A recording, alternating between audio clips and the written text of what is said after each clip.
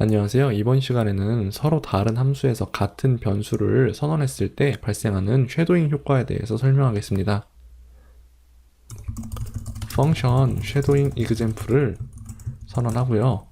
안에서 console.log 명령을 이용해 함수 안에서 value라는 변수의 값을 출력합니다. 그리고 value의 값을 1 증가시키고요. 함수의 바깥에서는 value라는 변수를 선언하고 0으로 초기화를 합니다.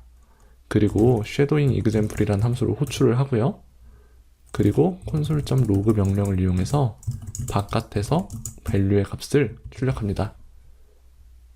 코드를 저장하고 HTML 파일을 브라우저에서 로드하면 F0, 5, 1이라고 출력된 것을 볼 수 있는데요. 처음에 variable value가 0으로 초기화가 되고요. shadowing example 함수가 호출되었을 때 이 함수 안에서는 펑션 스코프에 따라 바깥에서 선언된 value 변수에 접근을 할 수 있고요. 그 변수의 값을 F0으로 출력을 하게 되는 것입니다. 그리고 그 변수의 값을 1 증가하기 때문에 바깥에 선언되어 있던 variable value의 값이 1로 변경되는 것이죠.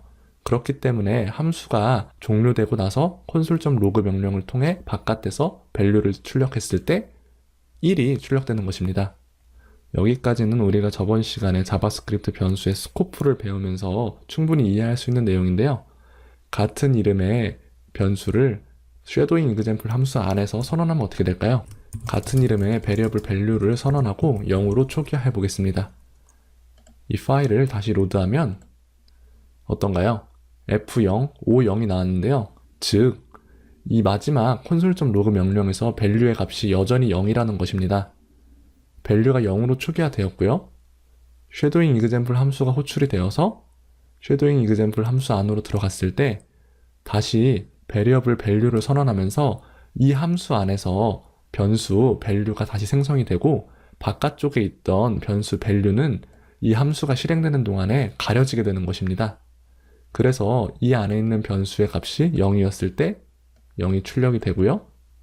그리고 value 를 했을 때 이 함수 안에 선언되어 있던 변수 value의 값이 1로 변경되는 것이죠. 하지만 함수가 종료되고 다시 돌아오면 함수 안에 있었던 variable value는 가려지고 다시 바깥에 있던 variable value가 나타나게 됩니다. 그러므로 이 코드에서는 value를 출력하였을 때 0이 출력되는 것이죠. 함수 안에서 변수의 값을 5로 초기화한다고 해보죠. 이 경우에도 마찬가지로 F는 5가 나오고 5는 0이 나오게 됩니다. 함수 안에서 출력한 value는 함수 안의 변수의 값을 따라가는 것이고요. 함수 바깥에서 출력한 value는 함수 바깥에서 선언한 변수 value의 값을 따라가게 되는 것이죠.